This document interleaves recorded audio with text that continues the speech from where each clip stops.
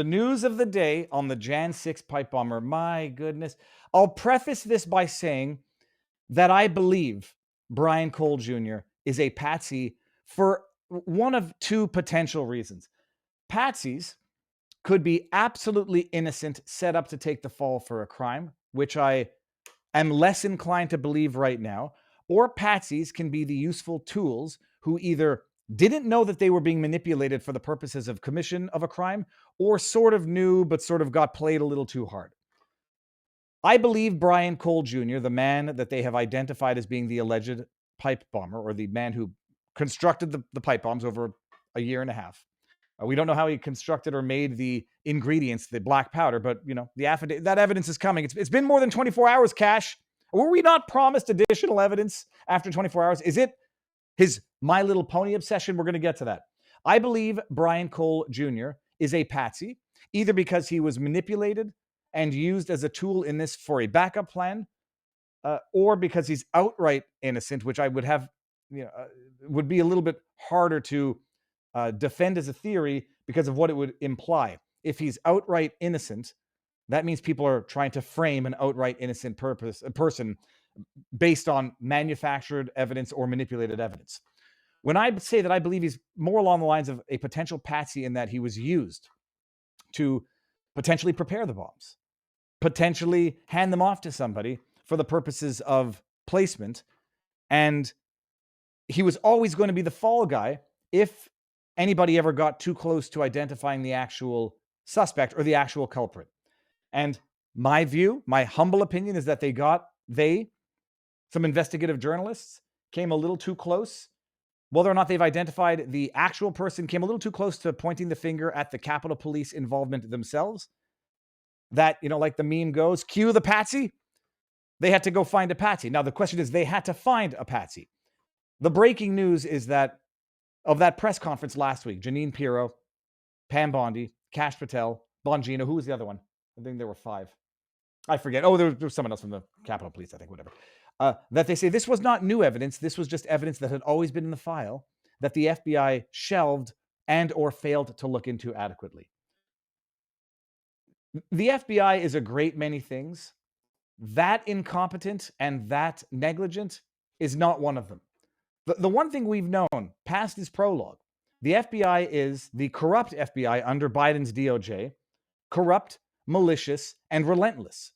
You had Kevin Kleinsmith, the FBI lawyer, falsifying evidence that they submitted to a secret FISA court to obtain an unlawful renewal of an unlawful spy warrant on Carter Page so they could then spy on Donald Trump.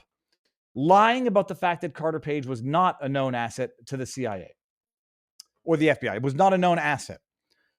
An FBI lawyer falsifying evidence, submitting it to a secret FISA court. Once he gets caught, he's the only person that takes the fall. Judge Boasberg, yes, the same Judge Boasberg, gives this guy a slap on the back, massage on the back.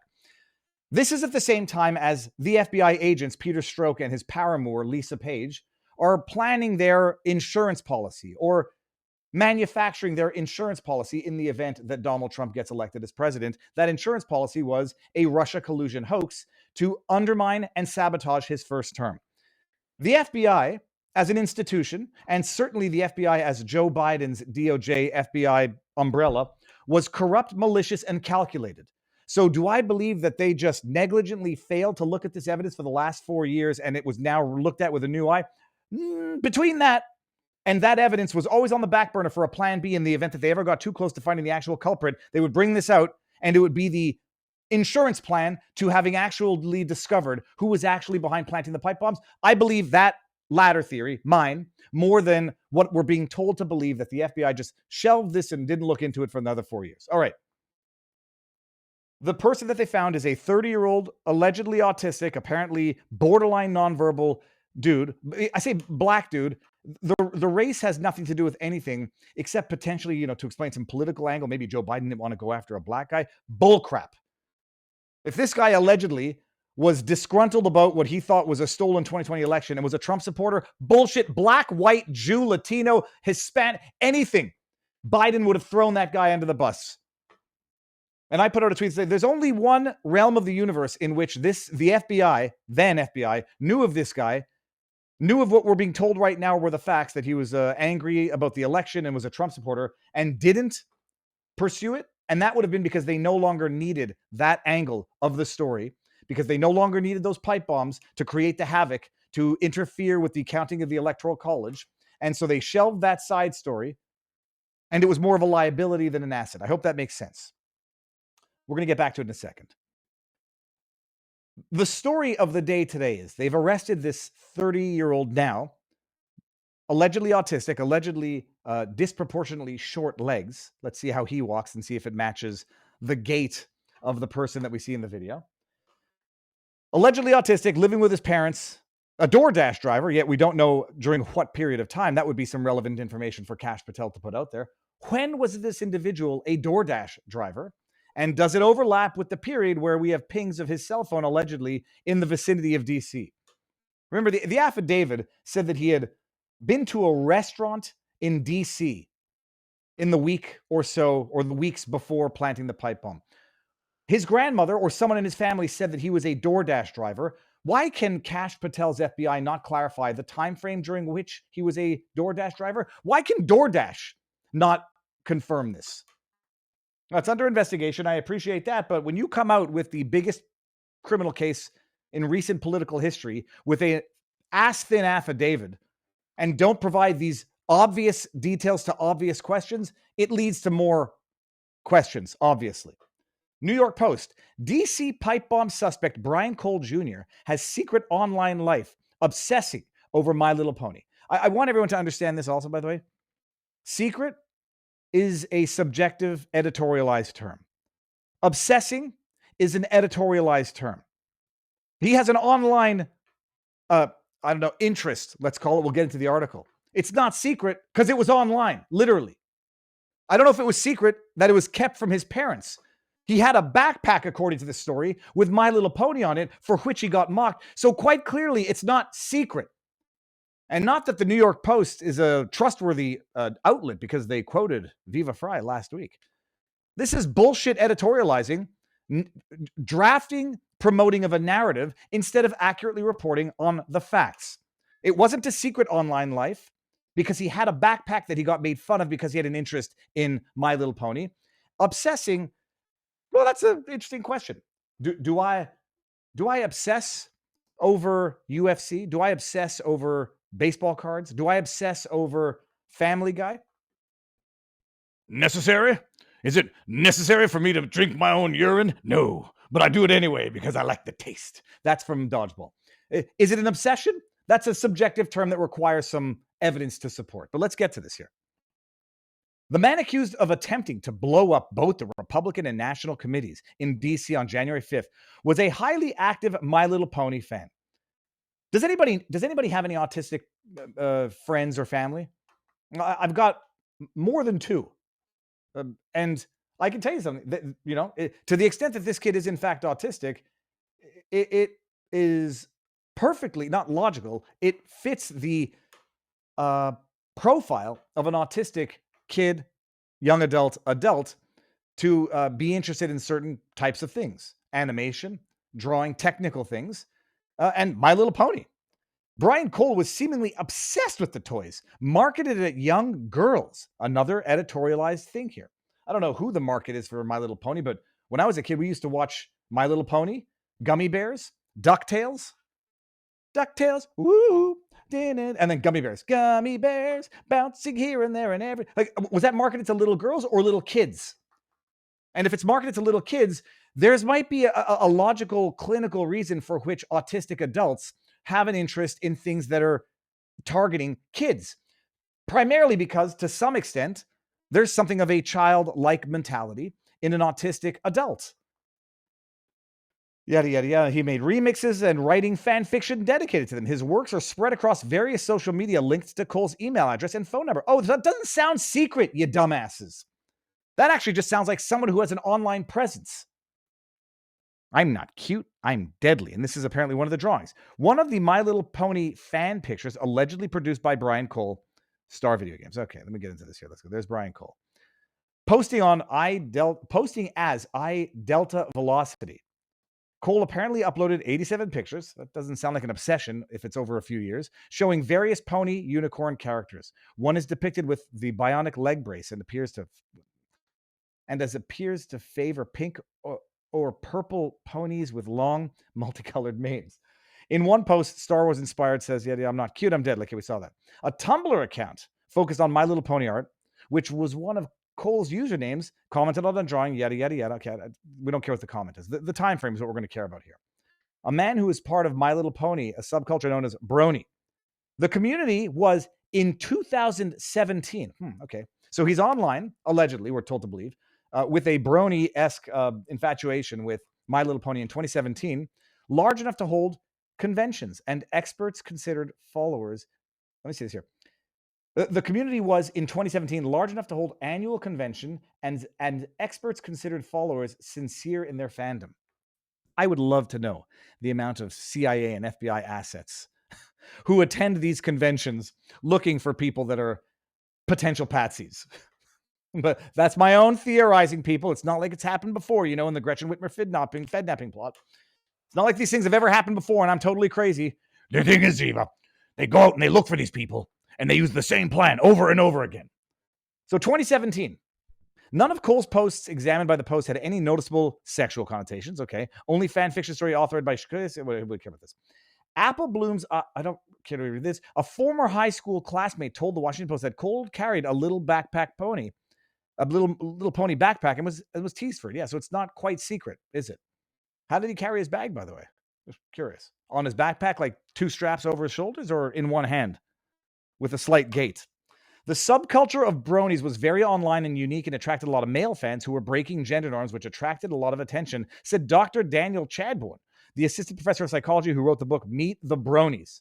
Holy shit, I would be a little suspicious of that guy. The subculture was not generally sexual, he noted, adding that it's, someone who is disaffected is often going to look for spaces to engage in for the sense of identifying and belonging. Hasbro, the toy company behind My Little Pony, did not respond. Since his arrest, little information and no motive for Cole's actions has emerged. Well, that's interesting.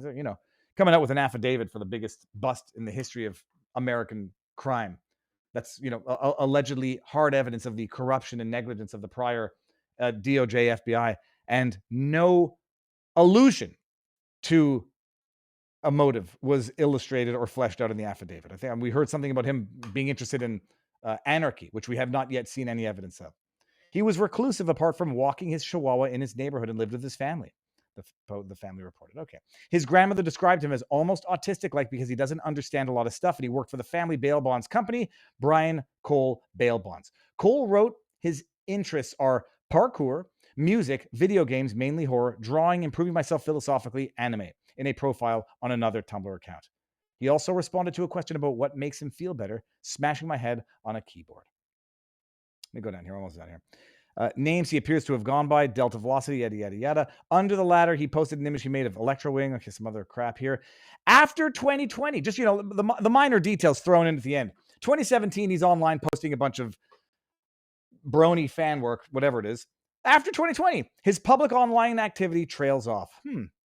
Interesting. It's almost like not that I believe, I do not doubt that Crooks was the man who took the shot, but whether or not he was manipulated, radicalized online, and who might those elements have been? Same thing goes for Tyler Robinson.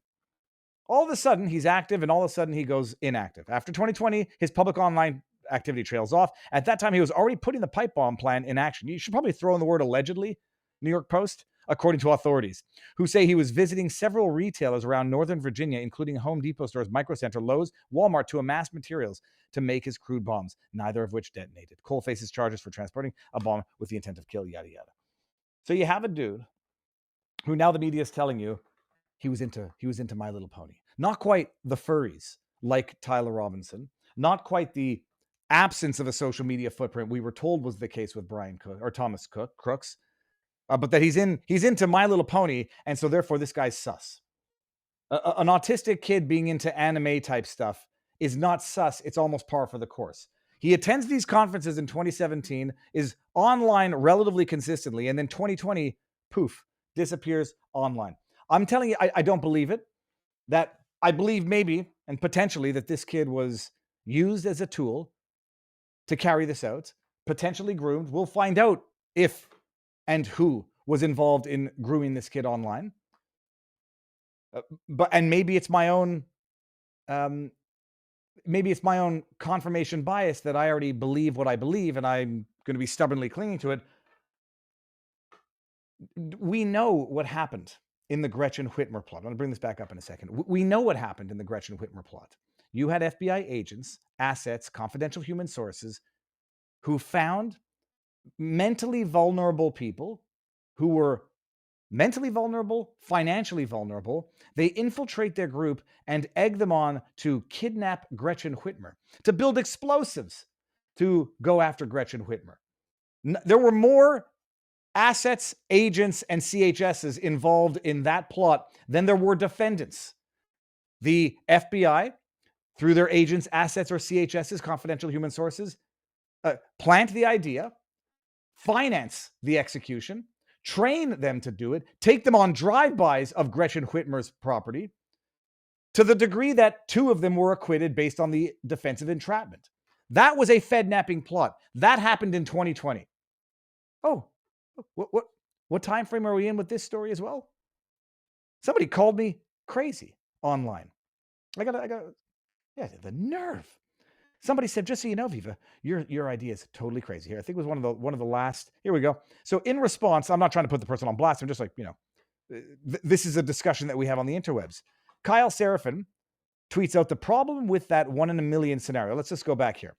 This was the tweet I brought up earlier. I said, to the Gateway pundit who says Biden's FBI knew Brian Cole was the January 6th bomber in April 2021. Now, this article is, I'm going to say, pure crap. The Gateway pundit does good work. This is just lazy journalism because it does nothing but reiterate the contents of the affidavit. Here, let's. Oh, come on, Nick, get this out of here. Biden's FBI knew Brian Cole was the January 6th pipe bomber in April 2021. According to whom? Let me throw that in there. This is the article. Then we're going to get back to my tweet and then someone who calls me crazy. I may be crazy, but that doesn't mean I'm wrong. Joe Biden's FBI Underdirector Christopher Wray knew Brian Cole was the January 6th pipe bomber back in April 2021, but for some reason chose not to take him into custody and charge him They knew he was the pipe bomber in 2021, but for some reason chose not to take him into custody and charge him with the crime. Do you know what sense that makes? If they knew that he was the bomber and his reason was what we're being told is the reason now, that he was disgruntled with the results of the 2020 election and was a Trump supporter, there is zero reason.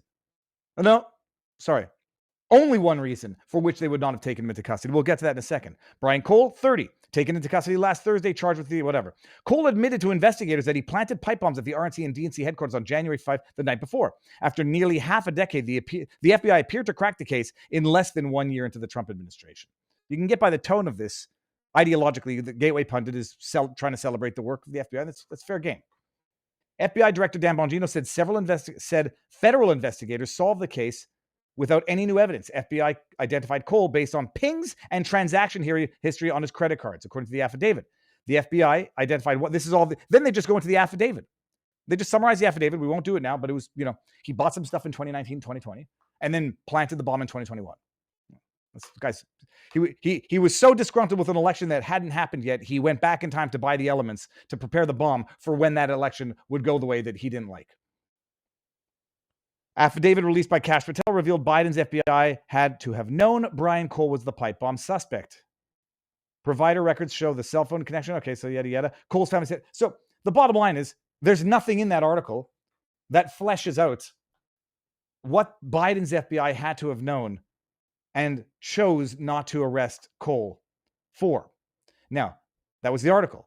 And I said, there is one reason and only one scenario, there's variations of it, in which Biden's FBI knew that Cole was a pipe bomber and didn't arrest him because he was being used by FBI, Capitol Police, and or other intelligence as part of the Fedsurrection. That is the only, you just have to think logically. If they knew that it was him, they knew that he was doing it because he was disgruntled with, or maybe they didn't have the motive. Horse crap. Did they investigate him? Did they examine him? They knew it was him and they chose not to charge. Did they not interview him back in the day? If they knew it was him, zero reason, except they were using him in conjunction with whatever intelligence to carry out the framework, the groundwork, to create the requisite havoc on January 6th to interfere with the counting of the Electoral College so they could cry insurrection, domestic terrorism, whatever they needed, so they can go after Trump to say that he instigated it, try to impeach him a second time, get him off his social media as a result of his violent rhetoric, which was bullshit, which they did. And that because the breach occurred at the Capitol by the protesters, they no longer needed this harebrained scheme of the pipe bombs as the backup plan. And so they said, set it aside. We don't need it anymore. And we'll never go after this kid. Now, Kyle Seraphin disagrees with me, and that's fine. He says the problem with this 1 in a million scenarios, which the Viva Frei is only insinuating, it isn't probable. The smart money is on FBI ID'd Cole in 2021, cleared Cole in 2021. He was in the area, but they couldn't place him on foot because he wasn't. Cash and Dan were so thirsty, they grabbed a learning disabled guy, and the case agents got a confession in 4 hours, a federal investigation. I never say anything I wouldn't say privately, and I'd say, Kyle thinks my theory is unlikely or less probable or isn't probable. I think Kyle's theory of the case might be, tainted by his animosity, righteous as it might be, towards the FBI. Because between believing that Dan and Cash are going to knowingly frame an innocent individual, I would sooner believe that the former FBI was working with him, or some intelligence was working with him, and they covered it up. But if it ever got too close to the people who actually did carry out or plan this, they would throw him under the bus because they already had the requisite evidence in the file for the discovery of anybody who wanted to put this kid behind bars. And then what did I say? So then someone says, hear this guy. He says, just for the record, your theory and the alternate theory are literally insane. To which I righteously and rightfully had to say, just for the record, my theory and alternate theory literally happened in the Gretchen Whitmer kidnapping plot. Past his prologue, and if you don't learn from it, you are not very smart, good sir. With respect, I'm not trying to pick fights. I'm not trying to put people on blast. Just if you don't know how many times they've done this, but not just how many times, how recently, in the context of the 2020 elections, this probably is all part of the same aggregate election fortification process that Mike Benz identified in his podcast from Friday, December 4th, at the time of shooting this vlog, this stream, that they were setting up a variety of methods to justify the insurrection narrative. Had the protesters not breached the Capitol, had the invitations of the police officers to come in not worked, if they said, no, we're not going to go in there, had the rubber bullets and pepper sprays from the Capitol police officers, one of whom in particular we know did it, if that didn't trigger the violent response, the requisite violent response from the crowd, then they say, holy shit, pipe bombs. Lock everything down. Lock it down, because we don't know if there's more than two, but somehow they knew that there weren't more than two after they found them. Lock it down. We've got our terrorist insurrection, ideologically motivated violent extremism. We need to terrorize American citizens. We need to spy on American citizens. We're going to blame it on Trump. It was Trump's rhetoric that caused someone to plant these pipe bombs. That was their plan B if the crowd didn't breach the Capitol. There's nothing else that can explain it. And there's nothing else that can explain how it is they knew that there were two and only two pipe bombs, and they knew roughly and exactly where those two and only two pipe bombs were. And when they no longer needed them, there's no need to mess around with complications in this story. Memory hold it, hopefully win the next election, which they didn't. And if they ever get too close to finding out who actually planted these pipe bombs, and the fact that the Capitol Police, FBI, Biden's DOJ might have been behind it, if they ever get too close to that, my little Patsy, bring him in.